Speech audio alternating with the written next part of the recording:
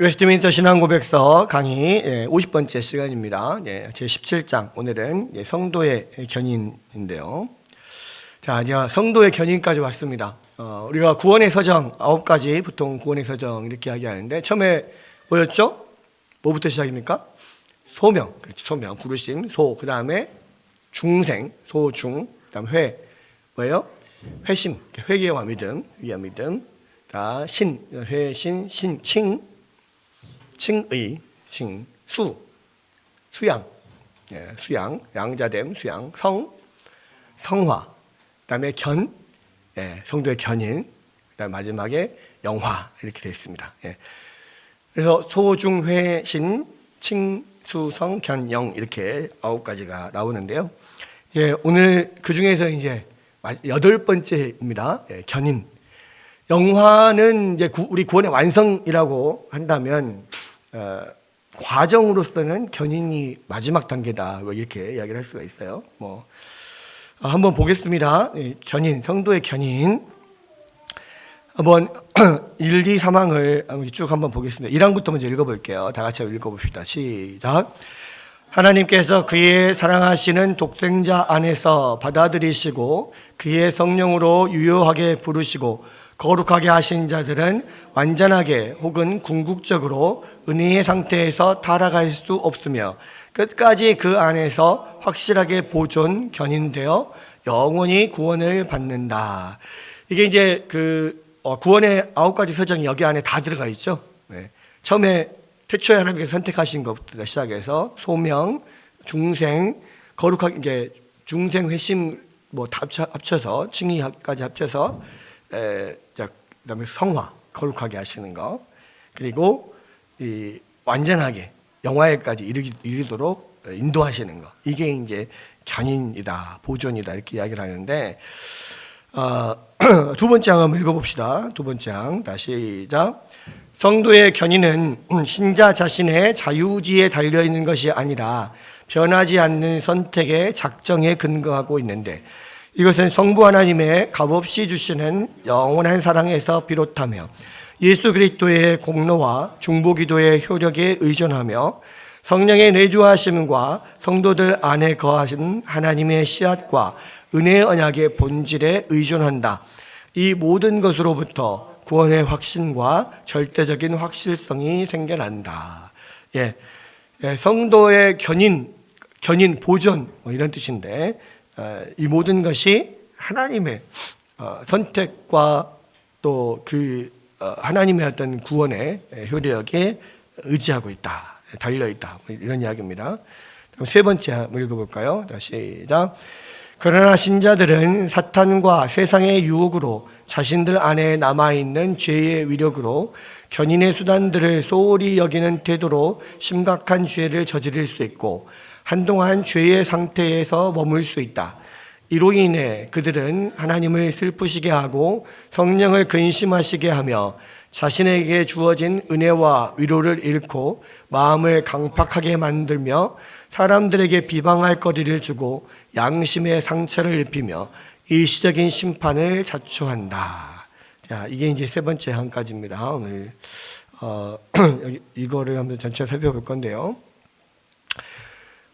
이 성도의 견인이라고 했을 때 우리가 유의해야 될 것은 견인이 뭐냐는 거예요. 견인은 우리가 보통 견인차가 이렇게 이끄는 것처럼 끌어당기는 것처럼 견인을 그렇게 생각하는데 그 견인이 아니에요. 견인차가 와서 끌어당긴다. 이게 아닙니다. 견인은 한자어로 말하면 굳을 견자에 인내할 인자, 참을 인자입니다. 그래서 굳게 참아 견딘다는 거예요. 그게 이제 성도의 입장에서는 우리가 굳게 참아 견디는 것, 마지막까지 끝까지 견디는 것을 말하고, 그렇게 견딜 수 있는 힘을 누가 주시냐면 하나님이 주시는 거예요. 그래서 이제 견인은 성화하고 비슷합니다. 왜냐하면 중생은 전적으로 하나님께서 하시는 거잖아요. 인간이 어떤 중생에 뭔가를 기여할 수 있는 바가 전혀 없고, 또 우리가 의롭다움을 받는 것도 마찬가지, 칭의도 마찬가지고, 다 하나님이 하시는 일이고 예수 그리스도께서 하신 일에 근거를 두고 있습니다. 인간이 어떤 거기에 기여하는 바가 없단 말이에요. 근데 성화부터는 하나님이 전적으로 하시지만 우리 안에 의지를 주셔서 우리가 더욱더 이렇게 은혜의 방편을 사용하고 거룩하게 이 땅을 살아갈 수 있도록 우리의 의지를 가지고 그 성화를 이루어낼 수 있도록 하나님께서 이끌어 가시는 거예요. 그래서 성화는 100% 하나님이 하시는 일이지만 또 100% 인간이 힘이 들어가는 일이에요. 그것을 이제 우리는 보통 성화를 그렇게 이야기하거든요. 하나님 100%, 인간 100% 이렇게 이야기를 합니다. 견인도 마찬가지라는 거예요. 참고 견디는 것은 우리가 하는 거예요. 우리의 의지를 가지고. 그러나 그 의지를 누가 주시냐면 하나님이 주시는 거죠. 그래서 100% 하나님이 하신 거고 100% 인간이 하는 거예요. 견인도 그렇습니다. 그래서 견인은 참고 견디고 보존하신다는 뜻이에요. 그래서 영어로 보면 The perseverance of saints 이렇게 되어 있습니다. 예, saints 성도들의 perseverance 견딤, 보존 뭐 이런 뜻인 거거든요. 그래서 그런 면들을 우리가 꼭 기억을 해야 돼요. 그러니까 우리는 견인이라고 하면은 우리는 아무것도 안 하고 하나님이 그냥 우리를 보존해 주신다 이렇게만 생각을 하거든요. 근데 그게 아니에요. 견디는 것은 우리가 하는 거예요. 그러나 그 의지를 주시는 것은 하나님이 하시는 거예요. 그러니까 성화도 마찬가지예요. 제가 성화를 설명할 때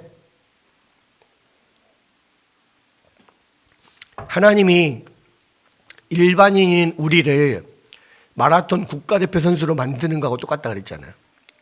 하나님이 코치가 계시면 우리가 아무리 이 마라톤에 소질이 없는 사람이어도 반드시 국가대표가 됩니다. 왜? 하나님 그렇게 만드실 거니까. 그런데 그렇게 국가대표 마라톤 선수가 되려면 우리가 가만히 있어도 되질 않아요. 우리의 발로 우리가 달려야 되는 거라고. 하나님이 대신 달려주지 않아. 하나님이 우리는 가만히 있는데 하나님이 멱살 잡고 끌어서 그 결승선까지 통과하게 만들지 않으신단 말이에요. 내 발로 내가 달리고 헐떡거리면서 숨차게 헐떡거리면서 훈련하면서 결국은 그러한 국가대표로 우승할 수 있는 마라톤 선수가 되어가는 거예요. 근데 하나님이 찍으시면 반드시 우리가 돼요. 근데 그동안에는 우리가 엄청난 훈련으로 피땀을 흘리고 노력을 해야만 되는 거란 말이에요. 네. 그거 내 발로 움직이지 않으면 안 되는 거예요. 그게 성화거든요. 똑같아요. 견인도 마찬가지. 네. 하나님이 이끄시고 보존하시지만 하나님이 분명히 마지막까지 참된 신자라면 마지막까지 그 구원의 완성에 이르도록 하나님이 이끄시지만 그것을 누가 견뎌야 되냐면 내가 견디는 거예요. 나의 의지와 힘으로. 그 의지를 하나님께서 주시고 이끌어 가시는 거예요. 그랬기 때문에 중간중간에 실수하고 넘어질 수 있단 말이에요. 왜? 하나님이 하시는 일이라면 중간에 실수하고 넘어질 수 없죠. 하나님은 완전하시니까. 근데 내가 하기 때문에 중간중간에 쓰러지고 넘어져요. 근데 하나님이 택하신 참 신자라면 다시 일으켜 세우신다고. 다시 일어나게 하신다고. 다시 의지를 갖고 뛰어가게 하시고 견디게 하신다고. 그래서 마지막 결국에는 구원의 완성을 이루어내게 하신다라는 거예요. 그래서 이 38년 된 병자 오늘 찬양했던 주님의 시선하고도 연결이 되는 거예요. 예수님이 분명히 38년 된 병자에게 그 지쳐 쓰러져 있는 그 사람에게 예수님이 다가가잖아요. 네가 낫고자 하느냐? 낫기를 원합니다. 그러나 저 물속에 베데스다 연못에 나를 던져주는 사람이 없기 때문에 내가 못합니다. 자기는 자기 방법만 생각을 하잖아요. 근데 예수님은 아니요, 그냥 네 자리를 걷고 들고 일어나 걸어라. 그냥 바로 걸어가는 거예요. 근데 그것을 자리를 들고 걸어가는 사람은 누구예요? 내가 걸어간다고. 예수님이 이렇게 세워가지고 멱살 잡고 끌고 가지 않아요. 예수님이 내가 일어나서 걸어가고 그렇게 할 힘을 주시고 분명히 이끌어 가셔요. 그러나 그것을 붙잡고 끝까지 그 신앙을 유지하고 나아가는 사람은 자신이라고. 그거를 분명하게 알아야 됩니다. 자, 설명을 좀 봅시다. 성도의 견인은 칼빈의 지지자들과 아르미니우스 지지자들을 구분하는 신조 가운데 하나다. 그러니까 이 성도의 견인의 부분에 있어서 제일 많이 부딪힌 게 알미니우스하고 부딪힌 게 이거예요. 도르트 신조라고 하는 우리 기독교 역사상 굉장히 중요한 신조가 이 알미니우스주의와의 어떤 대립을 통해서 만들어진 거거든요. 그러니까 알미니우스는 칼빈의 후예였어요. 네덜란드에 있는 칼빈의 후예였고 그 대학 교수였습니다. 신학교 교수인데 이때 당시에 이 알미니우스를 중심으로 전통적인 칼빈의 어떤 해석과 또는 칼빈의 어떤 그 주장과는 다른 어떤 주장을 했단 말이에요. 그게 이제 5가지 튤립 교리예요. 그러니까 그 알미니우스가 주장한 것에 대해서 아니다. 성경이 말하는 우리의 구원의 교리는 이거다라고 말하는 것이 5가지 튤립 교리인 거예요. 그 중에 하나가 뭐냐면 이 견인의 교리인데 마지막에 이 성도의 견인이잖아요. 마지막 성도의 견인 이것은 한번 구원받은 또는 참된 신자는 중간에 타락하고 변절될 수 없다. 끝까지 하나님께서 그 사람을 마지막까지 이끄셔서 구원의 완성에 이르게 한다. 이것이 칼빈주의 주장인데 알미니우스는 아니다. 참된 신자도 중간에 넘어지고 쓰러지고 다시는 일어날 수 없도록 멸망당할 수 있다. 그렇게 이야기를 했거든요. 네. 그거에 대한 반론으로 확정된 것이 튤립교리이거든요. 그래서 봅시다. 알미니우스 지지자들은 참신자도 죄를 지어 은혜의 상태에서 벗어나 일생 동안 배교의 길을 걷다가 마침내는 멸망당할 수 있다. 이렇게 이야기를 했어요. 그리고 로마 카톨릭도 그와 동일한 교리를 지지했습니다. 그래서 그러니까 참신자여도 마지막에 끝까지 열심히 하지 않으면 끝까지 이게 의지를 가지고 자기가 구원을 이루어가지 않으면 나중에는 멸망당할 수 있다. 이렇게 이야기를 하는 거예요. 그러면 이러한 교리를 갖고 있으면 여러분 우리가 구원의 확신을 가질 수가 있습니까? 없습니까? 구원의 확신을 가질 수 없어요. 왜? 결국에 내 의지에 달렸으니까. 내가 끝까지 내 의지를 가지고 이것을 구원을 이루어내느냐 마느냐 거기에 달려있기 때문에 구원의 확신은 가질 수 없어요. 내 자신을 나도 못 믿거든. 내 마음이 아침 다르고 저녁 다르고 나의 감정이 나의 어떤 신앙 상태가 어떨 땐 좋았다 어떨 땐 나빴다 그러는데 어떻게 확신을 할 수 있겠어요. 그러니까 인간 내 자신에게 달렸다 그러면은 구원의 확신을 가질 수가 절대 없습니다. 그래서 그 가톨릭 신자들한테도 이게 제일 걸려요. 물어보면 구원의 확신이 있냐 없냐 그러면 100% 가톨릭 신자들은 구원의 확신이 없어요. 왜? 내가 끝까지 이것이 유지될지 안 될지를 모르니까. 네, 그러나 그 구원의 확신을 갖는 근거는 우리 자신이 아니에요. 하나님이 그 근거가 되신다는 것을 나중에 이제 보게 될 겁니다. 자, 이 조항은 참신자는 완전하게 혹은 궁극적으로 은혜의 상태에서 타락할 수 없고 끝까지 그 안에서 확실하게 보존되어 영원히 구원을 받는다는 말로 이런 주장을 논박합니다. 그랬어요. 자, 여기에서 우리가 몇 가지 특징을 볼 수가 있는데 첫 번째, 궁극적인 견인의 특권은 오직 참신자에게만 주어진다는 겁니다. 그러니까 이 견인의 특권은 가짜 신자는 없어요. 아니에요. 주어지지 않습니다. 자, 견인의 특권은 하나님께서 사랑하시는 독생자 안에서 받아들여 성령으로 유효하게 부르시고 거룩하게 하신 자들에게 국한됩니다. 그러니까 이제 참신자에게만 국한된단 말이에요.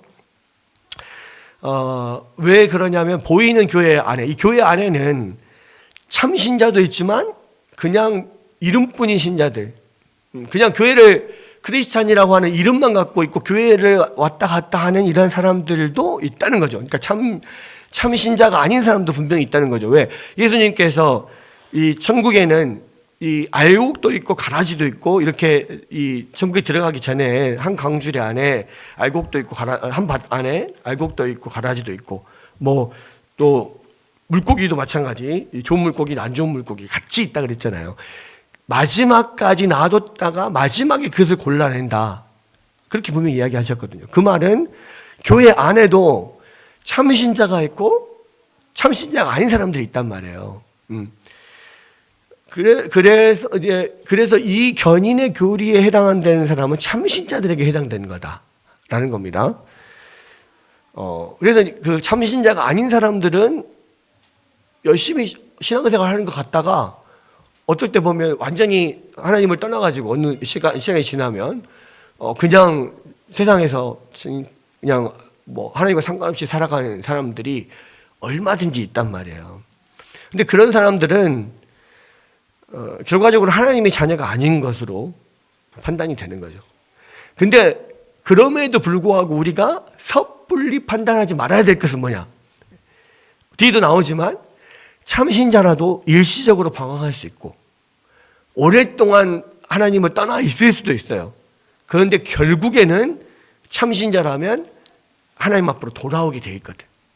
그래서 마지막까지 우리가 하나님이 아닌 이상 저 사람이 참신자다 아니다라고 우리가 스스로 판단을 내리지 말아야 돼요. 이 사람이 언제 돌아올지, 이 사람이 진짜 참신자인지 아닌지 우리가 그것을 판단할 수 없잖아요. 그러니까 결국 우리가 할 수 있는 건 뭐냐면 같이 신앙생활, 우리가 뭐 청년부 시절에 우리가 열심히 신앙생활 같이 했다가 지금 떠나 있는 사람들 있잖아요. 결혼, 뭐 이렇게 불신 결혼하고 뭐 하면서 떠나 있는 사람들. 이 사람들을 위해서 우리가 계속해서 끊임없이 기도하고 계속해서 전도하고 복음을 전하고 그들 돌아오도록 계속해서 권유하고 해야 돼요. 그냥 우리 안에서 저 사람들은 그냥 참신자가 아니야 그러면서 포기해서는 안 된다고. 왜? 우리는 하나님이 아니니까. 우리가 그 사람 내면을 다 들여다볼 수 없으니까. 그 사람 안에 겨자씨만한 믿음이 있는지 없는지 우리가 어떻게 알겠어요? 우리는 알 수 없잖아요. 그래서 이 견인의 교리를 가지고 섣불리 다른 사람들을 판단하는 그러한 어떤 교리로 사용해서는 안 된다라는 겁니다.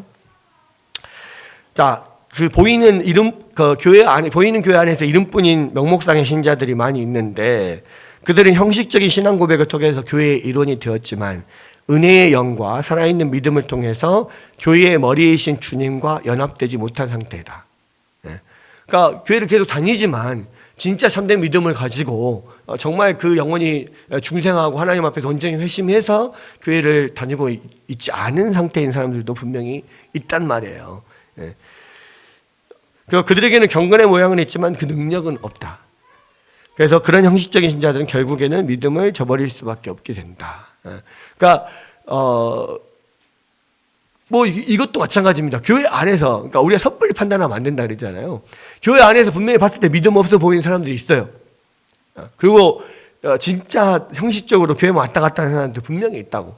그런데 그것을 항상 우리는 말씀을, 교리를 정죄의 도구로 사용해서는 안 돼요. 만약에 그들이 참된 믿음이 없어 보이면 참된 믿음을 가질 수 있도록 계속해서 권면하고 함께 그 믿음으로 나아가도록 격려하고 그렇게 계속해서 함께 나아가는 것이 필요하고 그들을 위해서 기도하는 것이 필요한 거지 정죄하고 저 믿음 없는 것들 이렇게 해서는 안 된단 말이에요. 그것을 눈에 보여주는 것은 그 사람을 위해서 기도하라고 또 그 사람을 권면하라고 하나님께서 보여주시는 거지 정죄하고 판단하라고 보여주시는 것이 아니다. 분명히 기억해야 됩니다.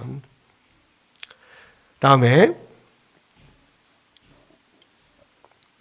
자, 그들은 진리 안에서 하나님의 은혜를 깨닫지 못했기 때문에 시련이 닥치면 공공연히 믿음을 부인함으로써 스스로의 실체를 드러냅니다.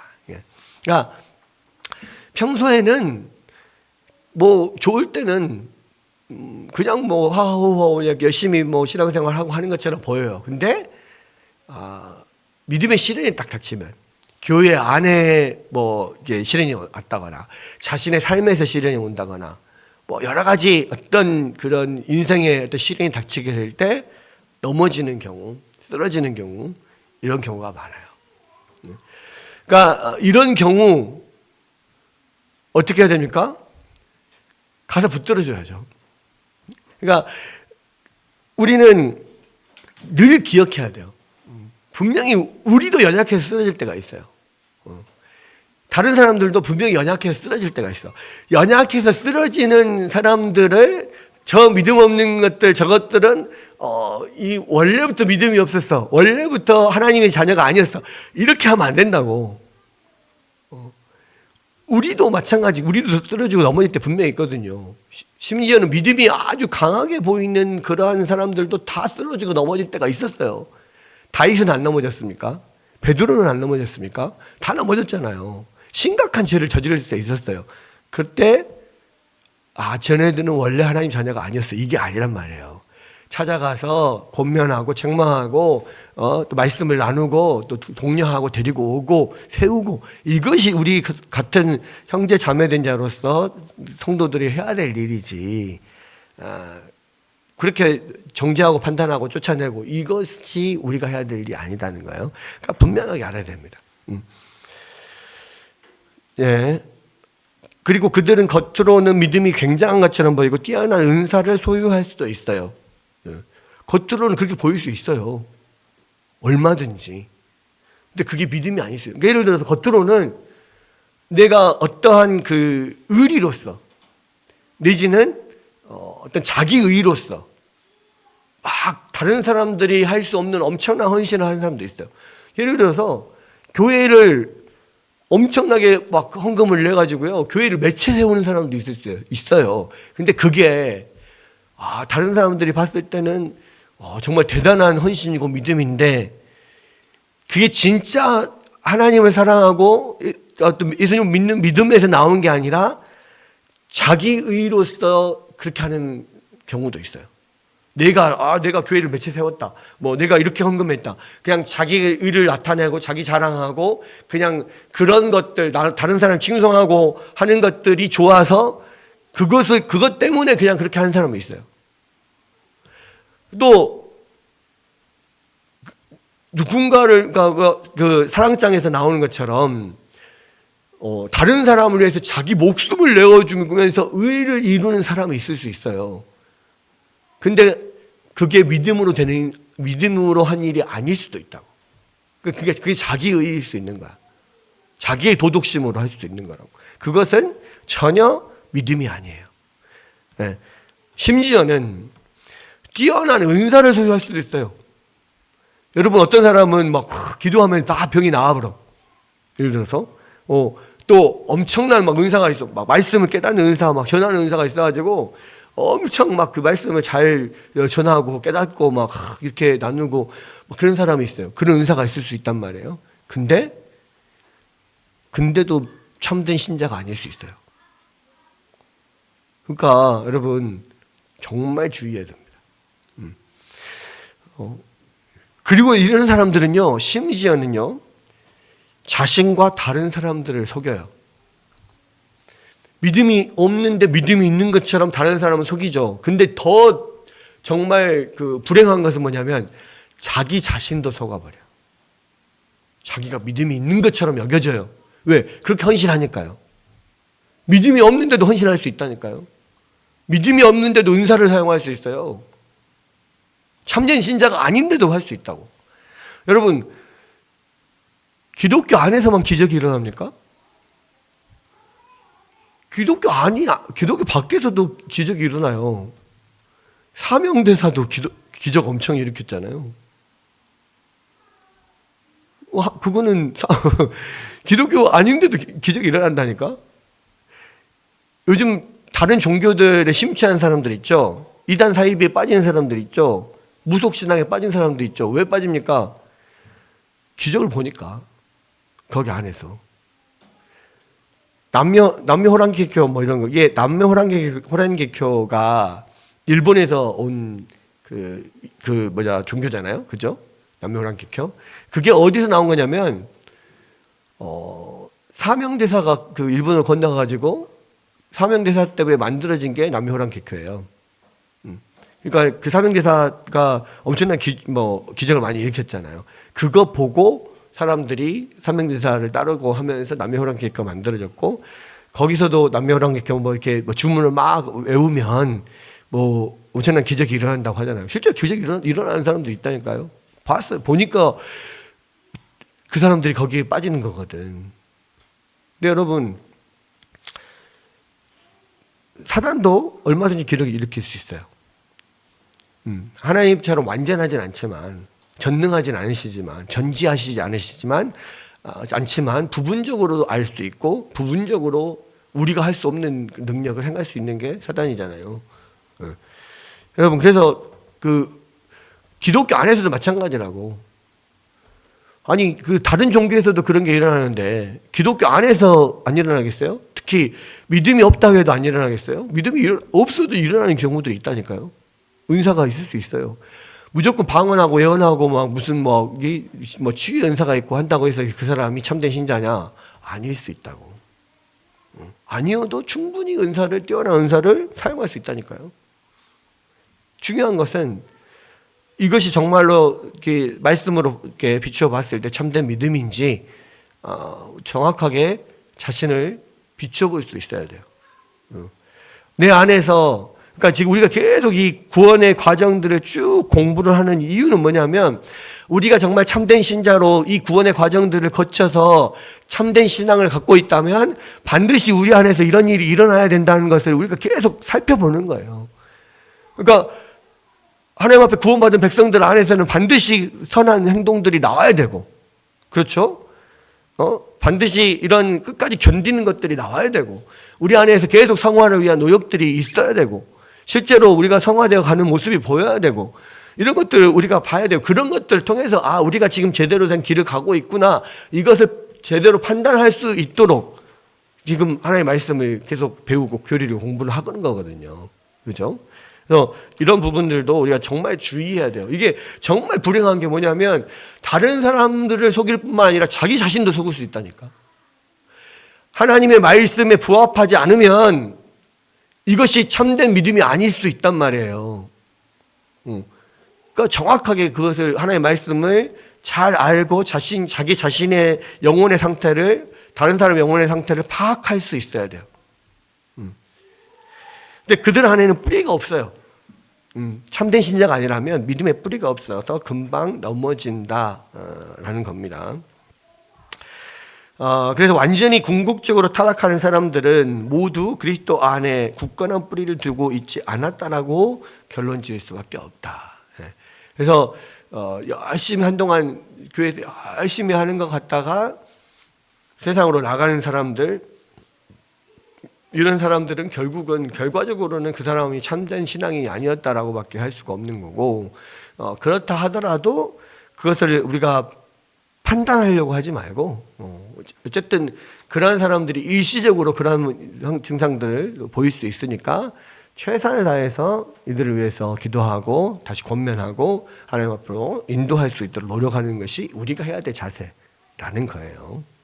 근데 한편 우리 마음 가운데, 아니 그렇게 열심히 했던 사람이 저렇게 하나님을 떠나서 살면, 그러면 우리는 아무리 믿음이 아무리 열심히 한다고 해도 결국은 우리의 마지막에 우리 영혼이 구원되는 것은 우리가 확신할 수 없지 않느냐, 이렇게 생각이 되고 불안할 수 있는데 그것은 아니라는 거예요. 그러니까 성경은 분명하게 참된 믿음을 가진 사람들은, 참신자들은 하나님이 끝까지 이끄시고 보호하셔서 구원에 이르기까지 견디게 만든다.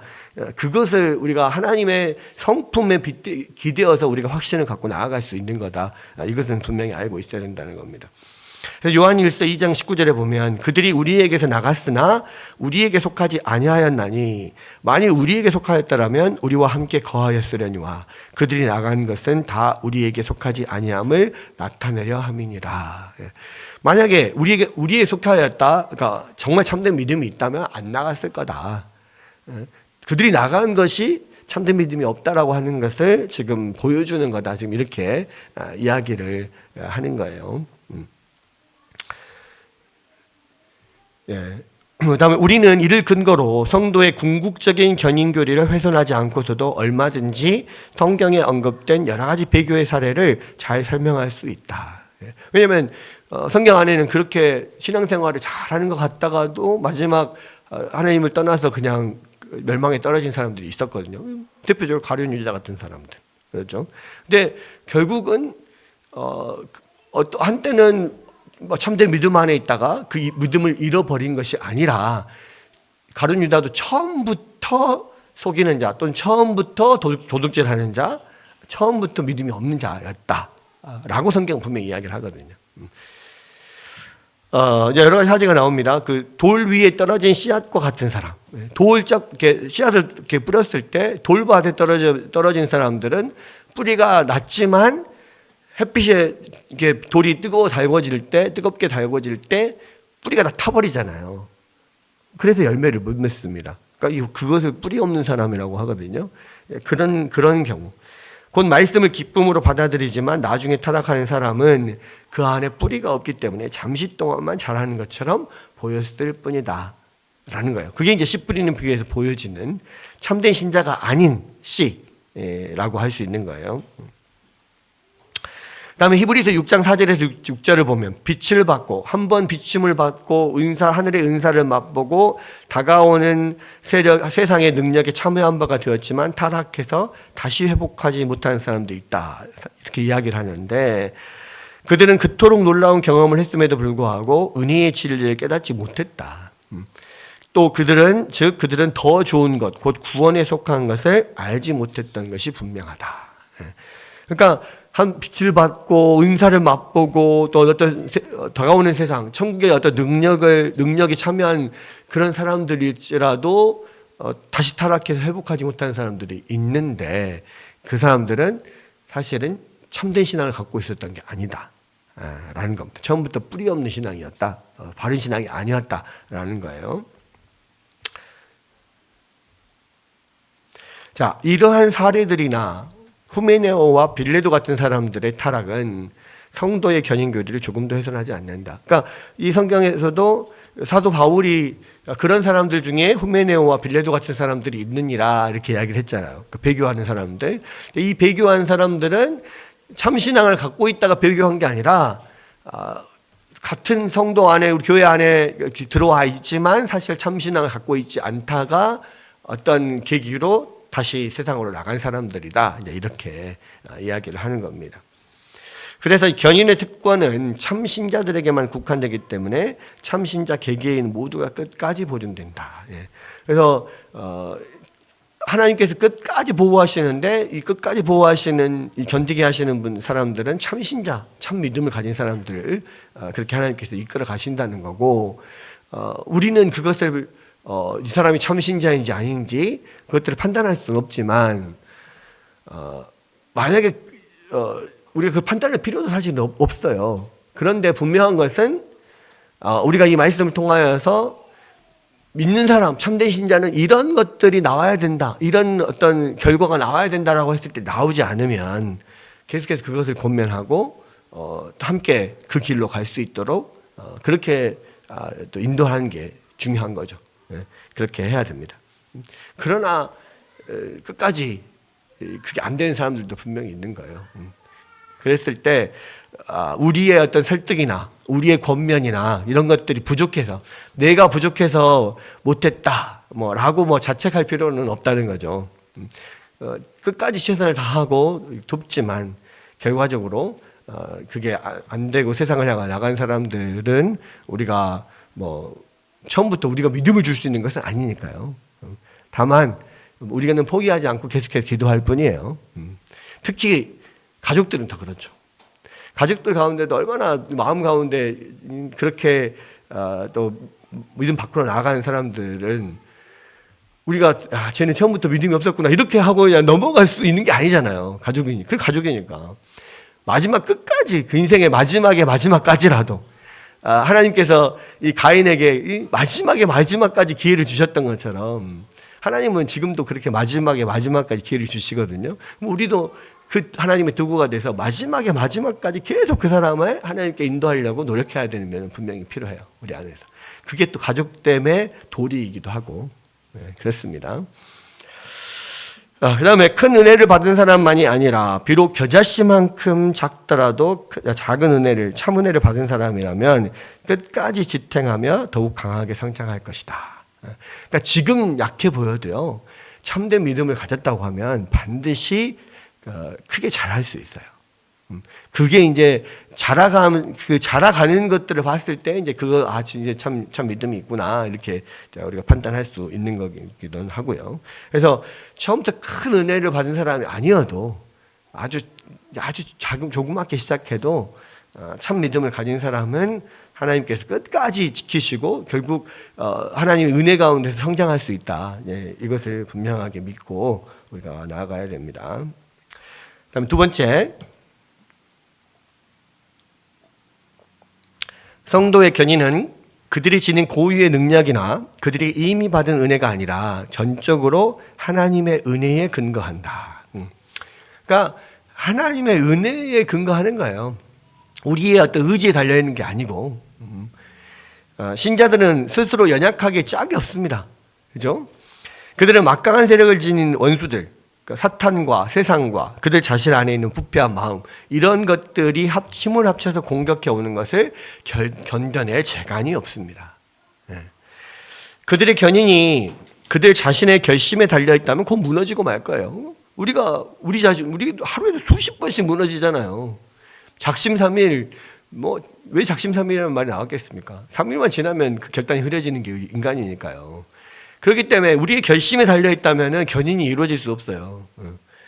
그러니까 하나님께서 우리를 이끌어 가시는 거죠. 우리를 겸손하게 만드는 이 진리는 베드로의 경우를 통해서 분명하게 드러난다. 왜? 베드로가 뭐라고 그랬습니까? 모두 주를 버릴지라도 나는 결코 버리지 않겠습니다. 그리고 내가 주와 함께 죽을지언정 주를 부인하지 않겠습니다. 이렇게 이야기를 했는데 나중에 어린 하녀의 말에 두려워 떨면서 막 맹세하고 저주까지 하면서 예수님을 부인했잖아요. 얼마나 나중에 그 장면만 생각하면 베드로가 이불킥을 하겠어요. 내가 왜 그랬을까 막 이렇게 하겠어요. 근데 베드로도 그랬는데요. 다윗도 그랬는데요. 우리가 뭐라고? 우리가 끝까지 우리의 의지로 할 수 있을 것 같다고. 천만의 말씀입니다. 우리같이 연약한 사람이 어디 있어요? 주님이 그를 위해서 기도하시고 그의 믿음을 지탱해 주지 않으셨다면 그도 가룟 유다처럼 불충한 배교자가 되고 말았을 것이다. 그러니까 베드로가 사실은 그렇게 부인하고도 돌아올 수 있었던 것은 이미 그 전에 예수님께서 내가 너의 믿음이 떨어지지 않도록 기도하겠다. 예수님께서 말씀하셨거든요. 예수님의 기도가 있었기 때문에 다시 돌아올 수 있었던 거죠. 지금도 마찬가지입니다. 우리가 믿음에서 떨어지지 않거나 혹은 떨어진 믿음에서 다시 회복할 수 있는 것은요, 주님의 중보 기도가 있기 때문에 우리가 다시 일어날 수 있는 거예요. 가장 훌륭한 신자도 스스로를 의지하면 그렇게 될 수밖에 없습니다. 이 조항이 신자의 견인이 신자 자신의 자유의지에 달려있지 않다라고 진술하는 이유예요. 심지어 베드로나 다윗이나 솔로몬이나 모세나 이런 엄청난 신앙의 영웅들조차도 하나님 앞에 넘어지고 범죄하고 했는데요. 우리가 뭐라고 우리는 나는 절대 넘어지지 않아 이렇게 할 수 있겠어요? 택도 없는 거죠. 스스로 연약함을 깊이 의식하고 하나님의 은혜를 의지해야 된다. 이것만이 우리 연약함, 하나님 우리는 연약합니다. 하나님 나를 붙잡아 주십시오. 계속 기도하면서 의지할 수밖에 없어요. 그 다음에 세 번째, 성도의 견인은 일시적인 타락이 아니라 전적이거나 궁극적인 배교로부터 신자를 안전하게 보호한다. 그 말은 다시 말하면 일시적으로 타락하긴 할 수는 있단 말이에요. 일시적으로 넘어질 수도 있단 말이에요. 일시적으로 하나님을 떠날 수도 있단 말이에요. 그러나 궁극적으로나 끝까지 그렇진 않다. 분명히 하나님이 다시 일으켜 세우시고 다시 또 끝까지 하나님의 구원의 완성에 이르기까지 이끌어 가신다. 일어나게 하신다라는 겁니다. 자, 이 조항은 신자들은 사탄과 세상의 유혹, 그들 안에 남아있는 죄의 위력, 또 견인의 수단들을 소홀히 여기는 태도에 의해서 심각한 죄를 저지를 수 있고 한동안 그런 상태에 머물 수 있다. 이렇게 진술을 합니다. 그죠? 선줄로 생각하는 자는 넘어질까 조심하라. 조심히라 아니고 조심하라. 라는 고린도전서 10장 12절 말씀은 이 경고는 참신자 가운데도 은혜의 상태에서 벗어날 사람은 아무도 없지만 참신자라도 얼마든지 중대한 죄를 저지를 수 있다는 것을 암시한다. 그러니까 하나님의 은혜는 계속돼요. 하나님의 은혜의 상태, 은혜에서 벗어나는 사람은 있을 수 없어요. 그러나 하나님의 은혜가 있음에도 불구하고 내가 죄에 넘어질 수 있는 중대한 죄를 저지를 수는 있어요.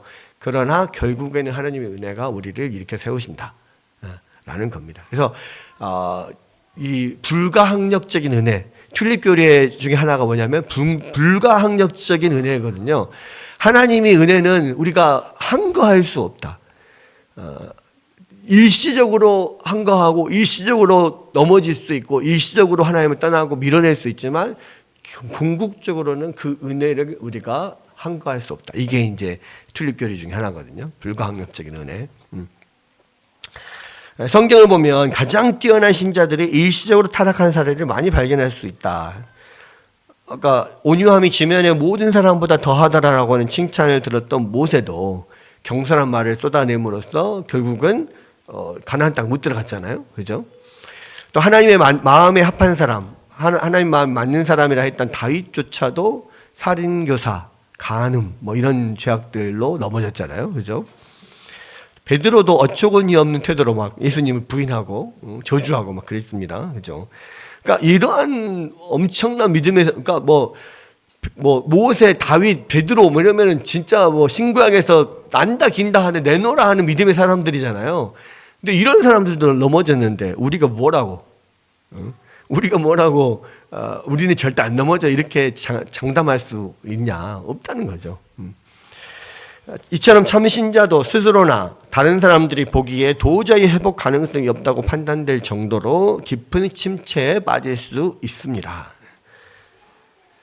그러나 그들은 구원을 완전히 상실하지는 않는다. 왜냐하면 하나님의 손이 여전히 그들을 붙잡아 주고 있기 때문이다. 그래서 우리가 할 수 있는 것은 주님의 시선이 여전히 그를 붙잡고 있거든요. 그죠? 그래서 주를 봅니다. 지금 이곳에서 이 말밖에 할 수 없는 거예요. 주님을 봅니다. 그때 주님이 이렇게 세우시고 말씀하시고 회복해 하신다. 이게 이제 어떤 견인에 관한 어떤 내용이다 이렇게 생각할 수 있습니다. 시편 37편 24절에 보면 그는 넘어지나 아주 엎드러지지 아니함은 여호와께서 그의 손으로 붙드심이로다.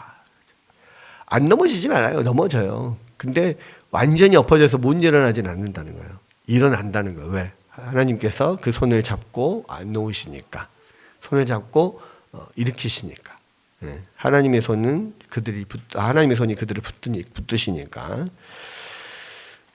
다윗은 나단 선지자의 책망을 통해서 자신의 끔찍한 죄를 의식하고 회개했죠. 이 나단 선지자가 바로 하나님의 손이었어요. 다윗을 붙들고 일으키는. 하나님 놓지 않아요. 그래서 그는 나를 주 앞에서 쫓아내지 마시며 주의 성령을 내게서 거두지 마소서 하나님 앞에 기도했습니다. 그것 자체가 다윗이 여전히 하나님의 임재를 의식하고 있고 또 성령이 자기를 떠나지 않을 것이라는 확신 속에서 그렇게 기도를 하는 거예요. 베드로도 마찬가지. 베드로도 비참한 상태에서 다시 회복이 됩니다. 왜요? 주께서 돌이켜 베드로를 보시니 베드로가 나가서 심히 통곡하니라. 그러니까 주님의 시선이 이것도 주님이 계속 보고 계시는 거예요. 그러니까 베드로가 막 저주하면서 막 이 입에 거품 물고 나는 그런 사람 모른다 막 부인하고 이렇게 딱 봤더니 주님이 나를 쳐다보고 너무 마음이 아파가지고 막 하나님 앞에 죄송해요. 주님 앞에 죄송해가지고 나가서 심히 통곡하고 울었죠. 그러니까 그 주님의 시선이 그를 붙들고 있으니까 그가 하나님 앞에 다시 예수님 앞에 다시 돌아오게 되는 거죠. 그러니까 하나님의 손이 계속 붙들고 있는 거예요. 이처럼 참신자는 심각한 죄를 지을 수 있지만 끝까지 보존된다라는 거예요. 하나님은 호세아 14장 4절에서 이렇게 말씀했습니다. 내가 그들의 반역을 고치겠다. 그 말은 무슨 말이에요? 반역을 한단 말이에요. 이 사람들이. 참된 신자라도 반역을 한단 말이에요. 근데 하나님이 그것을 고치겠다라고 합니다. 하나님이 넘어진 그들을 일으키시겠다고 합니다. 절대로 붙잡은 손을 놓지 않겠다고 하십니다. 그게 성도의 견인이에요. 그게. 안 넘어지진 않아요. 근데 하나님이 손을 놓지 않고 계셔. 그래서 성도가 100% 견인을 이루지만 또 하나님이 100% 그 견인을 이루신 거다라는 거예요. 왜냐? 일어날 땐 자기가 일어나야 되거든. 자기 발로. 근데 하나님은 절대 손을 놓지 않고 계셔요. 이 약속에도 신자는 일시적으로 타락할 수 있지만 결코 완전히 궁극적으로 타락하지는 않는다는 의미가 담겨져 있다. 그 다음에 네 번째, 참신자의 마음에 있는 은혜의 원리는 잠시 동안 크게 위축될 수는 있지만 끝까지 안전하게 보존된다. 그러니까 신자는 때로 매우 무기력한 상태에 빠질 수 있으나 은혜의 원리는 결코 사라지지 않는다. 우리 안에 한번 하나님께서 은혜를 주시잖아요. 그 은혜가 사라지지 않아요. 결국에는 그 하나님 은혜의 끈, 그러니까 하나님 은혜의 끈을 거두지 않으시는 거지. 하나님 손을 거두지 않으시기 때문에 결국은 그 손 잡고 일어나게 돼 있다. 베드로의 경우가 이 사실을 잘 보여주고 있다. 그랬습니다. 이게 이제 성도의 견인이에요. 그리스도께서 그의 믿음이 떨어지지 않기를 기도하셨고 우리가 아는 한 주님의 기도는 항상 응답이 되기 때문에 베드로가 일어날 수 있었다는 거죠.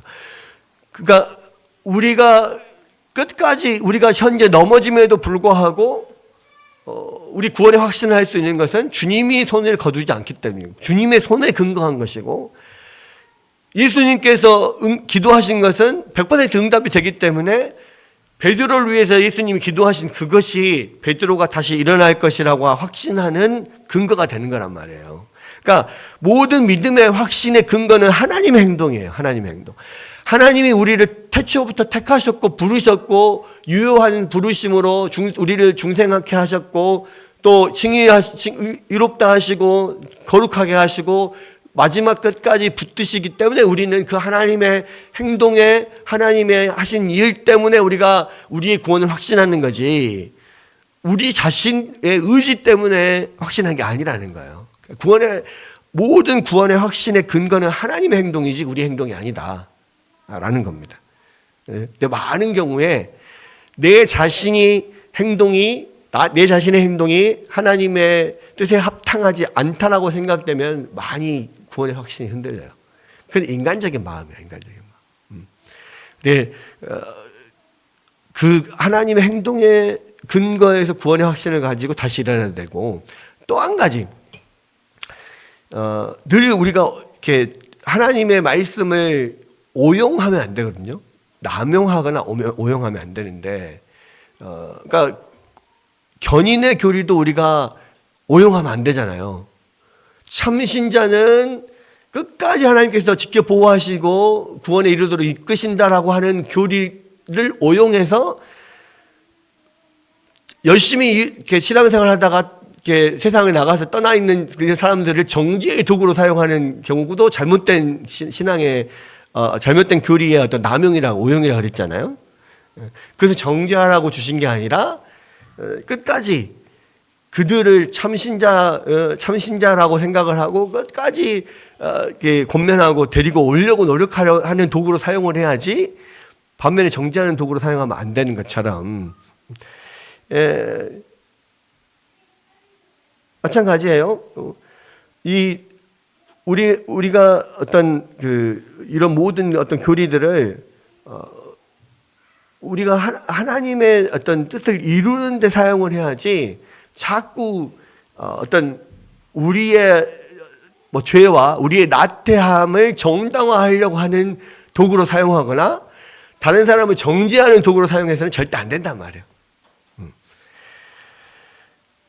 그래서 그런 부분들을 우리가 늘 생각을 해야 돼요. 그래서 그리스도께서 그의 믿음이 떨어지지 않기를 기도하셨고 우리가 아는 한 주님의 기도는 항상 응답이 된다. 그래서 주께서 기도하시는 것 때문에 그들이 이렇게 구원을 받게 됐다. 또 그들이 어떤 믿음에 떨어지지 않고 다시 일어나겠다. 이런 것들을 볼 수가 있는데 겨울철이 되면 가지들이 모두 시들어 죽은 것처럼 보여도 그 뿌리에는 여전히 생명이 보존되어 있듯이 신자는 가장 비참하고 무기력한 상태에 처했을지라도 여전히 그 안에 생명을 주는 은혜의 원리가 남아 있어서 끝까지 안전하게 보존된다. 네. 그러니까 이것을 분명히 알고 있어야 돼요. 그래서 우리의 어떤 신앙 상태를 어떤 구원의 확신이라고 하는 것을 오용하면 안 돼요. 오용하면. 왜냐하면 내가 봤을 때는 하나도 은혜의 방편을 사용하지 않아. 여기서 아까 보면 견인의 어떤 도구를 소홀히 여김으로 인하여서 은혜에서 떨어지고 어떤 시험에 빠지고 이런 경우가 있다 했잖아요. 그러니까 견인의 도구가 뭐냐면 결국 은혜의 방편이거든요. 하나님의 말씀과 기도를 열심히 행하지 않으면 믿음에서 떨어지고 시험에 넘어질 수도 있단 말이에요. 근데 그러한 것을 어떤 견인이라고 하는 어떤 교리 또 구원의 확신이라고 하는 것을 그렇게 어떤 자신의 나태함을 그 정당화하거나 내지는 이 나태함을 계속해서 유지하려고 하는 방편을 사용해서는 안 된다고. 그래서 그런 이야기를 하잖아요. 봤을 때 내가 말씀도 제대로 공부도 하지도 않고 읽지도 않고 관심도 없어요. 기도도 안 해요. 그렇다고 교회에서 열심히 뭔가 일하는 것도 아니야. 교회는 왔다 갔다 빠지지는 않아. 근데 봤을 때 그 믿음이 자라는 것도 아니고 또 그 믿음으로 열심히 뭔가 믿음을 사용해서 헌신하는 것도 아니고 그냥 그 상태로 그냥 지지부진하게 계속 이게 있어. 그랬을 때 분명히 교회를 와요. 교회를 오는데 와가지고 또 열심히 예배에 참여를 하냐? 그것도 아니야. 와가지고 그냥 졸다 가. 아무것도 안 해. 그러면서도 내가 너 똑바로 하냐? 내가 진짜 참된 믿음을 가졌냐? 너 그러다가 정말 지금 당장이라도 예수님 오시면 너 구원받을 수 있겠냐? 물어보면 난 그래도 구원받을 수 있대. 난 그래도 믿음의 확신이 있대. 난 구원의 확신이 있대. 왜? 난 예수님을 믿으니까. 그거는 구원의 확신이라고 하는 어떤 교리를 이용해서 또 견인이라고 하는 어떤 교리를 이용해서 자신의 나태함을 정당화하는 거예요. 근데 분명히 하나님의 말씀은 교리는 자신의 죄와 나태함을 정당화하는 데 사용하는 것은 잘못된 사용이죠. 잘못된 적용이에요. 오용하는 거라고. 늘 하나님의 말씀은 그것을 붙잡고 내가 일어나고 다시 회복되고 다시 열심을 내고 이런 용도로 사용을 하는 것이지 어떤 내가 그냥 나태함 속에 빠져 있고 계속 그냥 이렇게 머물러 정체되어 있고 침체되어 있는 것을 정당화하려고 그것을 사용하면 안 된단 말이에요. 근데 많은 사람들이 그래.